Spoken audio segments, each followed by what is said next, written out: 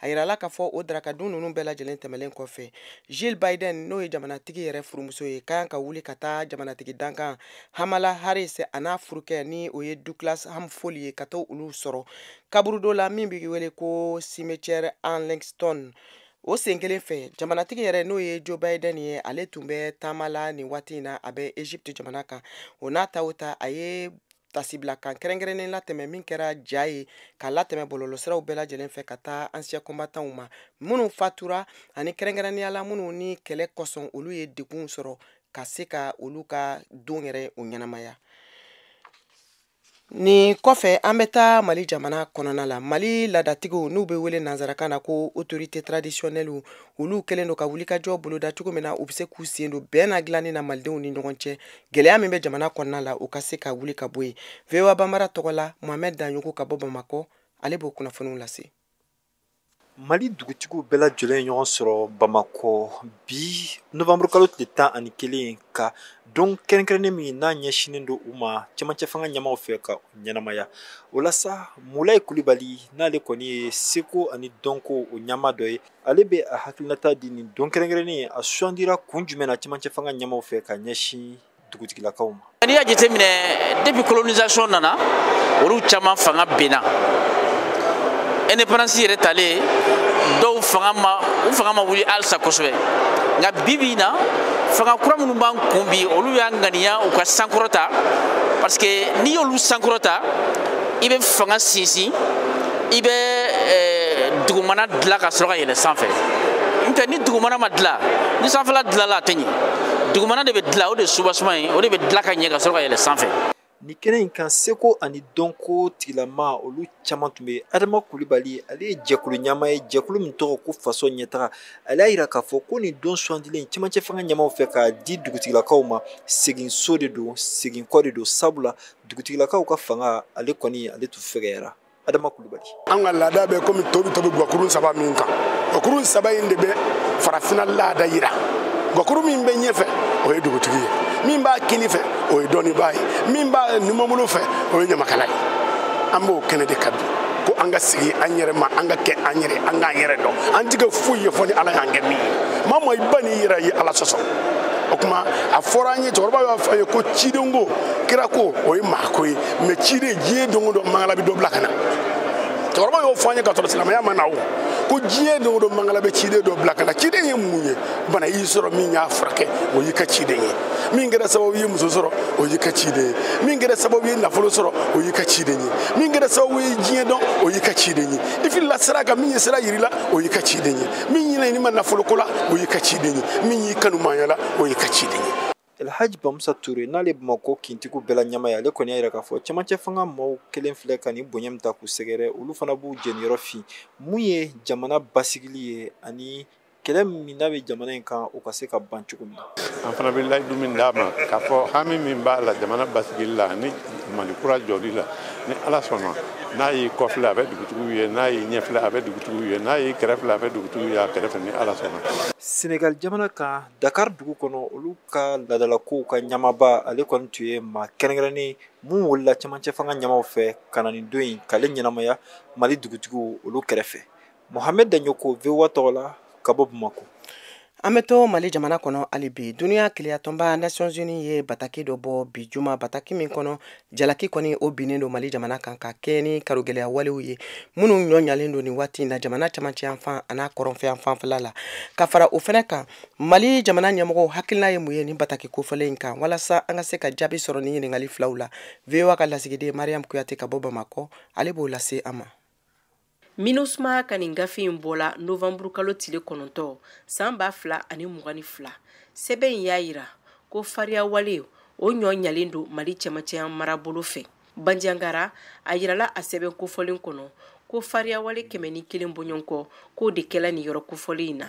ka kɛɲɛ ni o ye ko waleya minnu bɛ dankari adamadenya hakɛw la k'o kɛla ka taa se 163 ma n'o yɛrɛ kɛla fariya wale tigilamaw fɛ n'o ye EUJS ye fo ka taa se JINIM ma fɛn min ye yɛrɛlafasakuluw ye k'olu nɔ yela nin waleya la ni 33 ye. MINUSMA ka nin gafe kɔnɔ ko Mali soldasiw ye dankari wale minnu kɛ ka se adamadenya hakɛw la k'o bɛ taa 162 la. A gafe y'i sinsin k'a fɔ ko ka fara Bandiagara kan fariya wale k'o ɲɔ ɲalen don marabolo minnu na k'o ye Gawo ye n'o bɛ taa 75 la. Menaka fariya wale 73 kɛla o yɔrɔ la yen nɔ, Mopti 50 kɛla yen nɔ, Segu ko 33, Donzankaw fɛ yen nɔ ko 23 fɛnɛ kɛla yen nɔ, Tombouctou 13, Kayikaw fɛ yen nɔ k'olu ta kɛla 4 ye, Kulikoro 3 de kɛla yen nɔ. An b'aw ladɔnniya k'a fɔ ko lakanabaliya o kɔni o bɛ sen na halisa Gawo marabolo kɔnɔna na ani a lamini dugu kɛrɛnkɛrɛnnenya la an sɔrɔngo fo ka taa se Burɛm ma olu kɔni olu bɛ bolola halisa o siratigɛ la sa baarakɛlaw ka lafasaliba 3 min bɛ Mali kɔnɔna na ni o dɔw bɛ tali kɛ CSTM ye Gawo ani UNTM Gawo fo ka taa se CDTM ma Gawo o ye faraɲɔgɔnkan belebeleba dɔ kɛ kari tɛmɛlen bourse de travail la n'o yɛrɛ kɛla sababu ye ka tile 2 baara bila boloda Gawo marabolo kɔnɔna na walasa o kumakan o bɛ se ka lamɛn cogo min na Mali marabagaw fɛ lakana o ka se ka sabati ni yɔrɔ kofɔlen ninnu na. Mariam Kuyate ka laseli do Bamako, VOA Bambara. An bɛ to kunnafoniw hukumu kɔnɔ hali bi maliden minnu sigilen do kɔfɛ jɛkulu min sigilen do olu tɔgɔla n'a bɛ wele ko Conseil supérieur de la diaspora malien CSDM olu ye u hakilina di sariya sunba yɛlɛmali ko kan min senfɛ u y'u ka nisɔngoya yira a kunya la kosɛbɛ walasa an ka se ka sɛgɛsɛgɛliw sɔrɔ o kunnafoniw kan bi Kayatu Traoré VOA Bambara tɔgɔ la a y'a ka kuma barani tɛnku Madame Mariam Selikɛnɛ Kulibali la ale ye CSDM o jɛkulu maa ye ka bɔ Faransikaw fɛ an k'ale ka seereyaw lamɛn. Ne ye CSDM n'o ye jɛkulu ye min bɛ maliyɛn minnu sigilen don kɔ kan olu ka hakɛ la fasa n'o président ye Mohamed Cherif Aidara ye ne y'o jɛkulu mɔgɔ de Faransi kɔnɔna na fara kan fana M5 RFP Diaspora France Europe n ye o coordinatrice adjointe. A yirala k'a fɔ k'aw bɛ wuli ka jɔ la fɛn min ye Mali sariya sunba gafe kɔnɔkuma dɔw ye ko aw ma jɛ ni o ye i bɛ se k'a fɔ an ɲɛna fɛn kilina jumɛn de don wa min bɛ maliyɛn minnu sigilen don kɔ kan min bɛ u ka hakɛ bosi u la parce que k'a fɔ ko yɔrɔ wɛrɛ nationalité b'i bolo o tɛ se k'i bɔ maliyɛnya la mɔgɔw b'o ta ka bɛn ni u sigiyɔrɔw ka hakɛw lawaleyali ye i bɛ se k'o ta k'a fɔ min bɛ yen sigi nɔgɔya i bolo i bɛ se k'i ka sigi kɛ hɛrɛ la cogo min na o nationalité o bɛ mɔgɔ caman bila a tali la den minnu wololaw kɔnɔna na olu b'o nationalité sɔrɔ o hukumu kɔnɔna la mais o tɛ mɔgɔ si bɔ maliyɛnya la ni i y'i kan bɔ n'i taara tuma min na nationalité filanan min b'i bolo i bɛ jɛn o kɔ pepepe o ye wajibi ye parce que an yɛrɛ ka laɲini na an ko i tɛ se ka kɛ yɔrɔ dɔ président ye ka tila ka i kɛ dugu dɔ citoyen ye o tɛ se ka bɛn an b'o wuli ka jɔ la an ka président ye o b'o wuli ka jɔ la n'o ye Mohamed Cherif Aidara ye an ko k'u ko o bɔ a la n'o tɛ o bɛ na ni dankarili ye an ka hakɛ la an b'o fara kan k'a fɔ ni i taara présidenya la i bɛ jɛn i ka nationalité filanan kɔ wajibi de don sariya ko o sɛbɛn n'i ma sɔn o ma min bɛ dalen i kan kalafili la o bɛ bila i nɔ na wa o bɛɛ bɔlen kɔfɛ a la k'a fara kan n'i bɔra présidenya la don min na i kana se ka yɔrɔ si nationalité ta parce que an y'a ye jamana wɛrɛw kan u bɔra jamana dɔw présidenya la u taara sigi yɔrɔ wɛrɛw la k'olu ka nationalité ta ka hali n'a sɔrɔ n'u ye kojugu kɛ u ka jamana kan u tɛna se ka nɔ minɛ parce que u taara sigi yɔrɔ wɛrɛ la k'o nationalité ta donc a ka fara kan k'a fɔ ni i bɔra présidenya la Mali bɛ hakɛ minnu bila i ye ancien présidenya la n'o hakɛw bɛ d'i ma i kana se fefefew ka yɔrɔ si nationalité ta tuguni o bɛɛ ka bɔ a la donc o y'anw ka laɲini ye kunnafoli in kan donc k'a fɔ halisa u k'a yɔrɔ lajɛ komi a ma don ba la fɔlɔ an kɔni ko u k'o yɔrɔ u k'a yɛlɛma don a la. An bɛ to kunnafoniw hukumu kɔnɔ hali bi Bamakɔ ni waati laban ninnu na jateminɛliw y'a yira k'a fɔ ko dɔ faralen don da dumunifɛnw kan Mali jamana fan bɛɛ min bɛ ka kɛ gɛlɛyaba de ye jamanadenw ma nin waati in na o kosɔn bi Mohamed Touré VOA Bambara tɔgɔ la y'a ka kuma barani tɛnkun Sidiki Kuyate la jɛkulu min ni a bɛ wele ko yɛrɛwolotɔn ale ye olu ka kuma latɛmɛla ye ka bɔ Bamakɔ an k'ale ka hakilinaw lamɛn da dumunifɛnw gɛlɛya ko ka jamana kɔnɔ. An bɛ mɔgɔ ladɔnniya ka kɛ ni mɔgɔ bɛ ka dala dumuni ko gɛlɛya min fɔ dala dumuni ko gɛlɛya bɛ ye kuma dɔ la minɛn fila kɔnɔna na mɔgɔ bɛ fɛn dɔ d'a kɔnɔ minnu t'a kɔnɔ i b'a dɔn minɛn minnu ni a bɛ ye k'a fɔ olu ye minɛn dilantaw ye ni u bɛ sɔrɔ san kalo 12 olu gɛlɛyaw de bɛ don a kɔnɔ nka minɛnw bɛ yen i b'a sɔrɔ olu sɔrɔli bɛ den samiya ko cogo ni san ta cogo la dɔ la olu bɛɛ don a kɔnɔ dɔw fɛ ka taa sɔrɔ olu t'a kɔnɔ mɛ kuma ye min an bɛ dumuni ko bi o si majɛ man ka se ka anw sɔrɔ an ka jamanaba in kɔnɔ yan kuma dɔ la ni gɛlɛyako kuma fɔra an ka jamana kɔnɔ mɔgɔ b'a fɔ ko gɛlɛya bɛ diɲɛ fan bɛɛ fɛ tiɲɛ don gɛlɛya bɛ diɲɛ fan bɛɛ fɛ mɛ diɲɛ da ani bi cɛ o ma nɔgɔn a kuma kɔni min fɔ ni dɔw bɛ nɔgɔya la i b'a sɔrɔ dɔw bɛ gɛlɛya kɔnɔ komi a bɛ n'a fɔ jamana kelen kɔnɔ mɔgɔ bɛ ka dala dumuniko gɛlɛya fɔ mɛ dɔw de fana ka balo bɛ nin gɛlɛya in na diɲɛ b'o cogo la tiɲɛ don mali bɛ gɛlɛya kɔnɔ ka ɲɛsin jatigɛ walebagaw ka kɛlɛli hukumu kɔnɔ u bɛ jamana sɔrɔ fanba dɔ ta o bɛɛ la caman yira k'a fɔ ko fanga ka musaka fɛn ma bɔ a la dɔ de bɛ ka fara kan o bɛ se ka faamuya cogo jumɛn ka sɔrɔ dun ka fa ma sabati jamana kɔnɔna na gɛlɛyaw bɛ sigida denw kan mun de bɛna se ka kɛ o yɔrɔ fanfɛla la donnaw nata la ka ɲɛsin gɛlɛyaw bɛ sigida denw kan sisan a bɛ ye ko an bɛ o min kɔnɔ tiɲɛ don an bɛ kɛlɛ kɔnɔ tiɲɛ don kɛlɛ musaka ka bon tiɲɛ don yɔrɔ caman bɛ yen jamana tun bɛ se ka ni hinɛ sɔrɔ yɔrɔ minnu na k'a di jamana kɔnɔdenw ma ka sababu kɛ mɔni cogo ni baganmara kɛcogo ni sɛnɛ kɛcogo ye bi o yɔrɔ caman olu bɛ kunbala na o bɛ se ka na ni gɛlɛya ye tiɲɛ don an b'a ye k'a fɔ ni an ka jamana ta k'a jateminɛ k'a fɔ ko bi kɔni gɛlɛyaw bɛ yen gɛlɛya minnu bɛ yen k'a fɔ ko fura tɛ se ka sɔrɔ la o fana o tɛ sababa ye ten ka sababu kɛ n'i ye jateminɛ kɛ an ka jamana kɔnɔ jago kɛcogo ɲɛ ɲinini tɛ jago kɛcogo bɛ tɛmɛ sira minnu fɛ maa minnu sigilen don hali jago fɛn kunna n'a fɔ ma ko commission de prix a ma kɔrɔ caman bɔra a la a bɛ maa minnu bolo sisan olu kɛlen don ka kɛ manakunyɔrɔ ye ka fara o kan jateminɛ foyi kelen tɛ mɔgɔw ka minɛn donta ani mɔgɔw ka minɛn bɔta ni gɛlɛya kelen kɔnɔna na i b'a ye k'a fɔ gɛlɛya caman bɛ jagokɛlaw o ni dɔnw ɲɔgɔn cɛ o gɛlɛyaw kɔn tɛ ka se ka wuli jago minisiri ale kɛlen don bi ka fɛɛrɛ minnu sigi sen kan n'o ye kelen don k'i kɔ don mɔgɔ damadɔ ma minnu bɛ ko ninnu ɲɛdɔn o ni mɔgɔ minnu bɛ yen n'a bɛ ye k'a fɔ ko sɛbɛn tun b'u bolo min bɛ se ka na ni jago caman ye o sɛbɛnw tun bɛ mɔgɔ caman bolo bi a baara kɛlen se t'u ye yɛlɛma ma se ka don nin si kɔnɔ ka fara o kan an ka sɛnɛkɛyɔrɔ camanba de bɛ yen olu burujalen don an b'a ye k'a fɔ nin transition kɔnɔ ko ɲɛsinna olu baara ma olu baaraw bɛ se ka na ni nɔgɔya ye an ka jamana kɔnɔna na an ka gɛlɛya yɛrɛ bɛɛ fɛnɛ gouvernement kɛlen don ka fɛɛrɛ min sigi n'o ye ka dɔ fara fɛn min bɛ tali kɛ kolatigɛdaw ka musakaw kan n'i y'o bɛɛ fara ɲɔgɔn kan i bɛna ye k'a fɔ sɔrɔ tɛ ka kɛ fanga fɛ jamana kɔnɔdenw tɛ baara la o bɛɛ n'a ta a bɛ kɛ k'a fɔ gouvernement kɛlen don k'a ɲini ka musakaw caya a yɛrɛ ma o musakaw fana bɛɛ bɛ sɔrɔ anw de kunna finalement i b'a ye an bɛ k'a yɛrɛ sɔrɔ ni gɛlɛya kɔnɔ dakura damadɔ la an bɛ se ka an ka faamu kɛra min ye o nin ye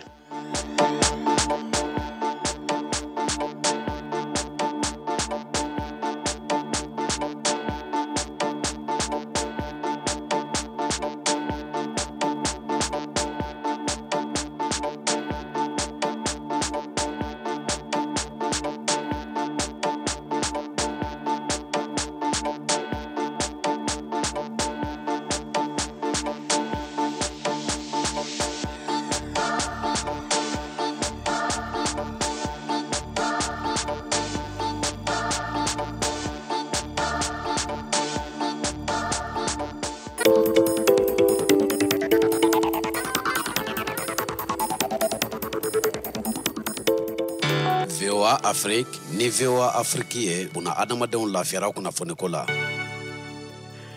An balimaw an ka foli b'aw ye Mali kɔnɔ ani Mali kɔ kan k'a lase aw ma hali bi k'a fɔ aw bɛ ka VOA Bambara a ka Malikura kunnafoniw lamɛn nin waati in na a ka radio fiɲɛsiraw bɛɛ lajɛlen fɛ Bamakɔ a n'a lamini o ye fiɲɛ turukala 102 o fiɲɛsira ye Ɲorodi Sahel kaw aw bɛ se k'an sɔrɔ radio Emergence ka 99 ani tomi 6 Buguni o ye radio Kumasi 92 o fiɲɛsira fɛ Yuwaru aw b'an sɔrɔ radio Dunuya kan 101 ani tomi 2 Koro radio Orona 93 ani tomi 2 Gao aw bɛ se k'an sɔrɔ fiɲɛ turukala 106 tomi 1 ka Tumutu o ye fiɲɛ turukala 90 ni tomi 3 ye nin waati in na Abidjankaw b'an sɔrɔ fiɲɛ turukala 99 o fiɲɛsira fɛ Wagadugu o ye fiɲɛ turukala 102 ani tomi 4 ye an ka bɔlɔlɔ sira bɛ www.voabambara.com walima aw bɛ se k'aw sɔgɔ fɛnɛ an ka page Facebook YouTube ani Instagram na VOA Bambara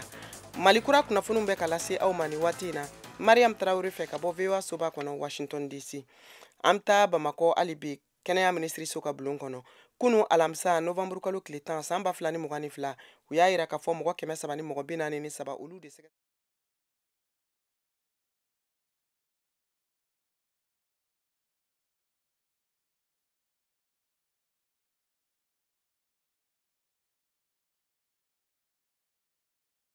dɔgɔtɔrɔso ni jamana fan wɛrɛw fɛ o hakɛ o ye mɔgɔ 700 ani mɔgɔ 40 ni mɔgɔ 2 min kunnafoni dira kɛnɛya minisiriso ka kunu alamisa novembre kalo tile 10 o kunnafoni di senfɛ.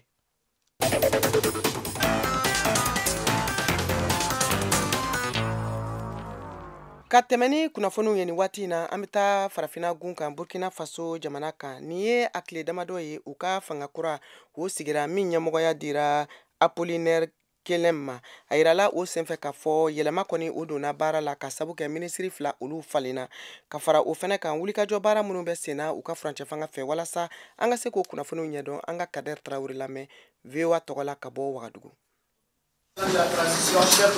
Burkina Faso ngo kabi fasodon dɔ ye wulikajɔ kɛ ka yira ko u ma jɛni minisiri 2 sigini ye minnu ye Yakuba Die ani Donatien Nagalo ye. Fanga ɲɛma Maître Apollinaire Kelem ale ni jamanakuntigi Capitaine Ibrahim Traoré olu ye minisiri kura 2 sugandi ka bila o nɔ na. Olu ye Serge Pouda ye min bɛna sigi minisiri so min bɛ jago ko feerelikɛni ani cikɛda misɛnw kunna. Ani Mikaelu Sidibe n'ale bɛna sigi minisiri so min bɛ du jɔko ani dugu jɔko kunna. Ni minisiri 2 n'o bɔɲɔgɔnko yɛrɛ ye tari kɛ gouvernement ka sigi ka fɔ baara an bɛ min wele ko conseil des ministres arabalon tɛmɛni. O tɛmɛni kɔ wasaden bulon kuran sigira sen kan min kɔnɔ flancɛ fanga ka wasaden 71 de b'a kɔnɔ. O siginin kɔ bijumalon sɔgɔmada nin na olu ye o ka président kura sugandi. Maa 2 le tun bɛ ɲɔgɔn dan na Ousmane Bougouma ani Bénédicte Bayulu. Sebaya taara di Ousmane Bougouma le n'ale ye lafasali ani kiiriko kalanfa ye sanfɛ kalanso min ye Université Thomas Sankara de Wagadugu ye.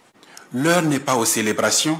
An bɛ waati min na i n'a fɔ sisan tan t'u bolo ka se ka nisɔndiya ani janjoba kɛ an bɛɛ ka ɲi k'an ɲɛ tilen baara le kan. O de kosɔn n b'a ɲini a bɛɛ fɛ an k'an tɛgɛ di ɲɔgɔn ma ka jɛɲɔgɔnya baara kɛ ani ka faso yiriwa. Wasaden kura minnu sigilen don Sefura Traoré bɛ ninnu cɛma ale b'a ka hakilinata di an ma. N kɛra député ye bi président Louis an bɔ an bɛna sigi ni député tɔw n'u ye ka baara nin kɛ. Monsieur Ousmane Bougouma Allah ni baara nin kɔni bɛna kɛ baara ɲanama ye puisque mɔgɔ lo dugu ni ko b'a dusu kɔnɔ caman. Wasaden kura minnu sigini no ni flancɛ fanga ni kɔnɔ a yera ko sara tɛna di olu ma sabula o nana u ka fasoden ɲumanya le yira. Nin tun ye Kader Traoré kumakan ye ka bɔ Wagadugu.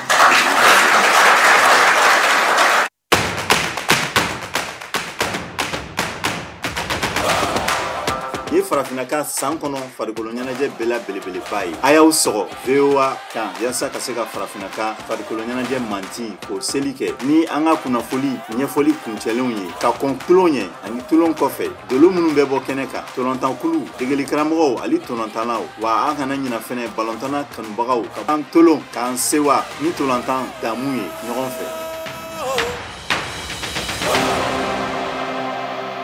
An ta Ukraine jamana kan u ka jamana ɲɛmɔgɔw ye laseli kɛ bi juma sɔgɔma k'a fɔ ko kalo 9 kɛlɛ kɔfɛ min daminɛna u ka jamana ni Rusi jamana cɛ k'u ka finitigiw sera ka Kherson o dugu kɔnɔna minɛ ni waati in na. Kayato Traoré ale b'o kunnafoniw lase VOA tɔgɔla ka bɔ Washington.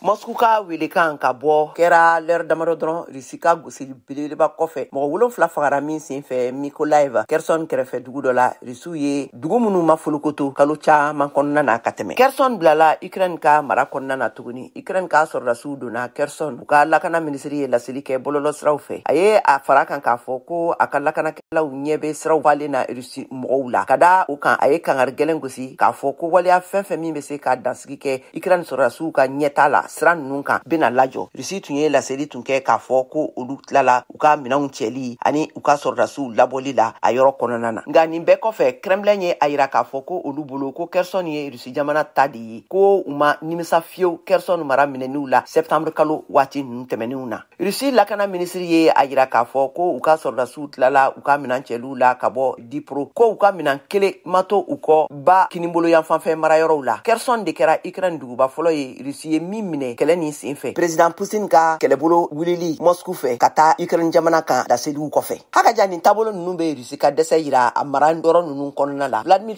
Poutine n'ale ye Rusi jamana président ye a yira k'a fɔ awa ko semaya bɛ olu de bolo a taabolo kan. Jumadon na Kremlin ma sɔn abada a ma k'a fɔ ko marabolo ninnu kofɔlen ninnu labilala u fɛ. Dmitry Peskov n'ale ye Kremlin ka kumalatɛmɛla ye laseli kɛ kunnafonitigiw ma k'a fɔ ko siga kelen tɛ a la k'a fɔ ko nin ye jamanaba kelen faralen ɲɔgɔn kan de taabolo ye n'a bɛ wele nanzarakan na ko Fédération de Russie k'o de ye ko yɛlɛma foyi tɛna se ka don o taabolo ninnu siraw kan a ka fɔ la.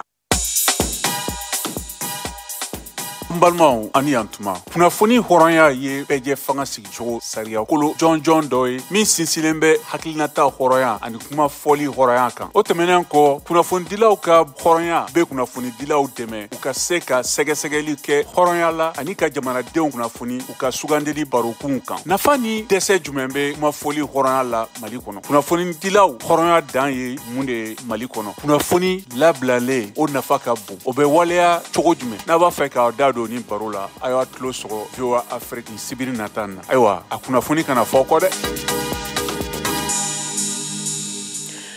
Ameriki jamanatigi kɔrɔ Donald Trump ko tarata don k'a bɛna kanbɔ ko kura Ameriki jamanatigi sigi o kalata natɔ la min bɛna kɛ a siɲɛ sabanan ye k'i kanbɔ jamanatigi sigi ɲinini nɔfɛ. Moribo Danbele ale b'o kunnafoniw lase VOA Bambara tɔgɔ la. A ka bilasiralikɛbaga dɔw ye a ɲini Donald Trump fɛ ko a bɛna laseli mun kɛ ko a k'a bila fo wasadenw ka kala tako filanan mun kan ka kɛ desanburu kalo tile 6 la Georgie o kɔfɛla la ni ale bɛna sɔn ka sebagaya yira bɛrɛbɛrɛtɔn bɛna sebagaya sɔrɔ Sénat kɔnɔna la. Donald Trump We're going to take back America, and in 2024, most importantly, a ma sɔn ni ladilikan ma wagati min na a fɛgɛyalen don kosɛbɛ kabi a ye sebaya sɔrɔ a ka bɛrɛbɛrɛtɔn kɔnɔna la ni a ma se ka sɔsɔ a kɛlen ka sebaya sɔrɔ kabi san 2016 wagati la. Républicains ka kafo ɲɛmɔgɔ dan ni o gouverneur ye mun bɛ Virginie Wensom L. Sear ni ale tun ye Donald Trump kokɔrɔma dobaga ye ko kalatalaw ye cikan jɛlen de di tarata don mun ye k'a fɔ ko dama tɛmɛna ko dama tɛmɛna. O wagati kelen na Floride kafo ɲɛmɔgɔ Ron DeSantis ni ale ye sebagaya sɔrɔ nɔgɔya kɔnɔna la k'a kalata min kɛra tarata don ale kɔni bɛ kan ka mandiya sɔrɔ républicains fanfɛla la minnu bɛ kan a kɛ u bɛ kan ka mabɔ Trump la dɔɔni. Ka Chambre des représentants ɲɛmɔgɔ kɔrɔ Paul Ryan ni ale ni Donald Trump karala ɲɔgɔn na a ka san fila fɔlɔ kɔnɔna la a ka fanga la fana ko Trump bɛna kɛ gɛlɛya ye olu ka sɛbɛnden ma mun bɛ sɔn ka dankari u ka gɛrɛsɛgɛw la ka jamana ɲɛmɔgɔya sebaya sɔrɔ san 2024. Chambre des représentants mun bɛna sebagaya sɔrɔ o kɔnɔna la a kɔni a ma dɔn hali bi nka kuma mun jɛlen don o ye parti mun kɔni bɛna sebagaya sɔrɔ a kɔnɔna la a tɛna kɛ ni hakɛ belebeleba ye. Hali bi kalata datugulen kɔfɛ tile 2 Arizona jatew bɛ senna hali bi u ka fanga camancɛ kalata koɲaw kan. Ɲɛmɔgɔw bɛ jate la minnu kɛra Maricopa ani Arizona dugu yɛrɛ kɔnɔna la ka ɲɛsin Sénat ani gouverneuriya kalata ko ma. Gore gunkana o bɛ Senegal jamana tariku kɔrɔw kɔnɔ ka da kan farafinw tun bɛ minɛ ka taa yen de yan'u ka feere u ka taa jɔnya la nazarala gun kan. Nin bɛna kɛ VOA ka lasigiden Naman Jara ka bɔ Dakar ale ka sɛgɛsɛgɛliw ye min senfɛ a taara Gore o gunkana la an k'o laseliw lamɛn. Nin ye Gore dugu de ye kɔgɔji kan a sigira san 1444 Portugal jamanaden min tɔgɔ Denis Jaz fɛ Holandinkaw tugura ale la olu kɔfɛ Anglɛw nana Faransinkaw de labana kana o waati la farajɛla mɔgɔ minnu nana Gore farafindenw n'u feerela tibabuw ma n'u bɛ taa n'u ye Europe ni Ameriki jamanaw la u bɛ bɔ ni yan de o jɔn feereli daminɛ waati ye siècle 15 de ye farafindenw ye san 400 kɛ ka feere tibabuw ma kana tɛmɛ ni Gore Elwa Koli Gore dugu ni jɔnw ka bɔ n'o ye maison d'esclaves ye a koɲa bɛ ale de bolo kan n'a bɛ wele conservateur de la maison d'esclaves et gestionnaire de l'île de Gore. L'île de Gore, c'est le témoignage vivant de cette page triste de l'histoire de l'humanité. Gore ye alamadenya dusukasi seereya yɔrɔ ye o waati ba ɲɛ ko gɛlɛn ye n'a kɛra farafina wa bi a kɔlɔlɔw bɛ yɔrɔ bɛɛ a ɲuman na juguma sika t'a la a juguyara o ye farafinden joli de feerela kana tɛmɛ ni Gore ye ka taa Europe ni Ameriki jamanaw la a ko bɛn jɔnjɔn ma se ka kɛ o hakɛ kan kabini lawale kana bila fo bi. Sur ce nombre qu'il y a évidemment tout que se pose la problématique. Tiɲɛna jɔn hakɛ min feerela gɛlɛya b'a hakɛ dɔɔni na bari jɔn hakɛ in nko la an tɛna bɛn abada a bɛna dɔn n'an y'an ka tariku sɛbɛn ko kura ka ban tibabuw ma u b'u bila bɔn minnu kɔnɔ yan'u ka taa farajɛ la o bɔn hakɛ ye 12 de ye Abdoulaye Nyingi ye lajɛlikɛla ye a dusu kasira kabini a ɲa dara bɔn ninnu kan an ye marifaw ye an ye jolokow ye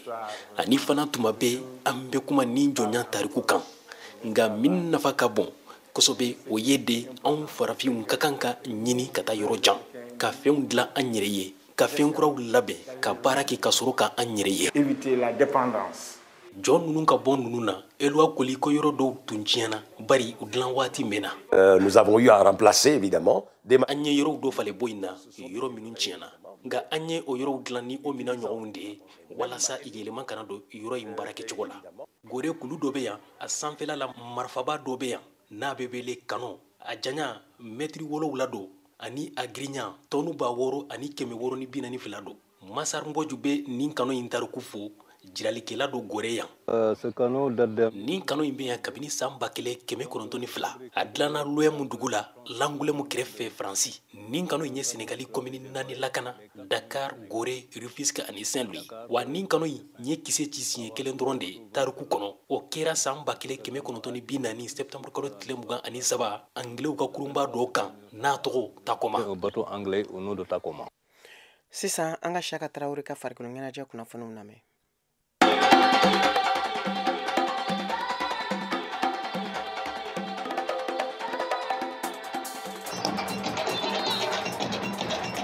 Nisɔndiya ko don fo k'a fɔ to ten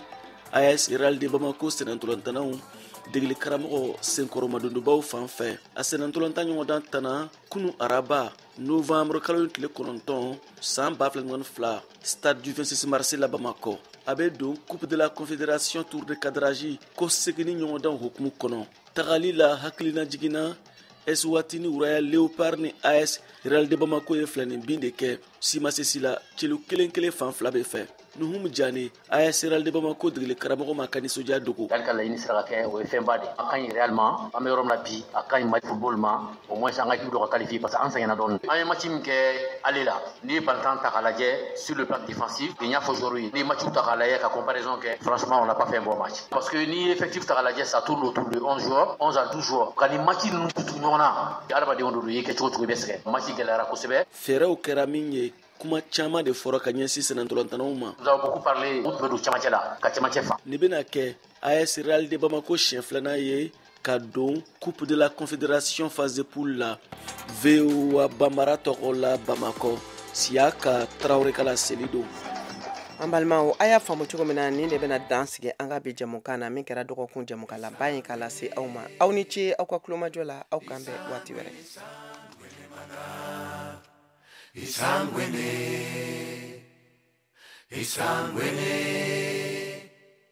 Isangwene mana Isa